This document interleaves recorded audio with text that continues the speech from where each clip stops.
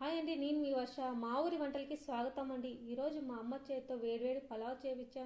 చాలా easy, bachelors అయినా ఎవరైనా ఈజీగా చేసుకోవచ్చు అండి. చాలా టేస్ట్గా ఉంటుంది. దీనికోసం మనం 2 పావులు బియ్యం నానబెట్టుకున్నాం. ఇప్పుడు మసాలా రెడీ చేసుకున్నాం. ఒక మిక్సీ జార్ తీసుకొని దీంట్లో కొత్తిమీర, ఒక గడ్డ తెల్లగడ్డలు, కొంచెం అల్లం, ఇందులోనే 4 లవంగాలు వేసి నీళ్లు పోసి మిక్సీకి కొట్టుకున్నామండి. ఇప్పుడు మనం ఒక పాత్ర తీసుకొని నూనె వేడెక్కిన తర్వాత పొడువు ఎర్రగడ్డలు ఒక 4 కట్ చేసుకున్నానండి.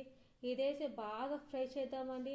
ఇప్పుడు ఫ్రై చేసేప్పుడే ఇందులో మనము ఉప్పు వేసుకున్నామండి. ఉప్పు వేస్తేనే తొందరగా ఇది గోల్డ్ కలర్ వస్తుంది. ఇది గోల్డ్ కలర్ వస్తేనే చాలా టేస్ట్గా ఉంటుంది. ఇప్పుడు ఇందులో మనము కొత్తిమీర పేస్ట్ వేసుకున్నామండి. దీన్ని కలుపుతూ ఉండాలండి, లేకపోతే మాడిపోతుంది. చాలా జాగ్రత్తగా మీరు కలుపుకోండి. ఇప్పుడు మనము 2 పావులు బియ్యం నానబెట్టాం కాబట్టి ఒక పావుకి 2 గ్లాసులు నీళ్ళు కాబట్టి నేను 4 పావులు నీళ్ళు పోసానండి. ఆ పావుతోనే 4 పావులు నీళ్ళు పోసానండి. ఇప్పుడు ఇందులో నీళ్ళు బాగా ఉడకాలండి. ఉడికిన తర్వాత నేను ఇందులోనే పొడువుగా పచ్చిమిరపకాయలు కట్ చేసుకున్నానండి. అదేసి కొంచెం ఉప్పు వేసి బాగా ఉడికేప్పుడు ఇందులో మనము బియ్యం వేసేద్దామండి. బియ్యం వేసి ఇది బాగా ఉడకాలండి. ఇది ఉడికేప్పుడు కొంచెం ఆవిరి తగ్గింటుంది.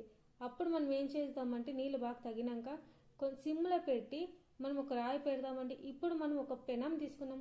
ఈ పెనంలో మనము ఒక 5 నిమిషాలు హై ఫ్లేమ్లో పెట్టేసి ఈ పాత్ర తీసి పలావ్ పాత్ర దాంట్లో పెట్టేసి మనం ఒక 10 నిమిషాలు అండి దీన్ని స్లో ఫ్లేమ్లో పెట్టేద్దాం. ఇప్పుడు మనం గుండ్రాయి పెట్టేసి దీని మీద ఒక 10 నిమిషాలు అయిన తర్వాత ఎలా ఉందో చూద్దామండి. చూడండి, పలావ్ చాలా బాగా వచ్చింది. ఇందులో నేను నాటుకోడి కూర చేశానండి.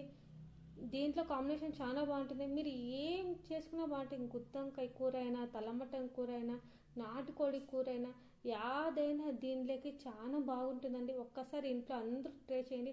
ఈ వీడియో నచ్చితే లైక్ చేయండి, షేర్ చేయండి.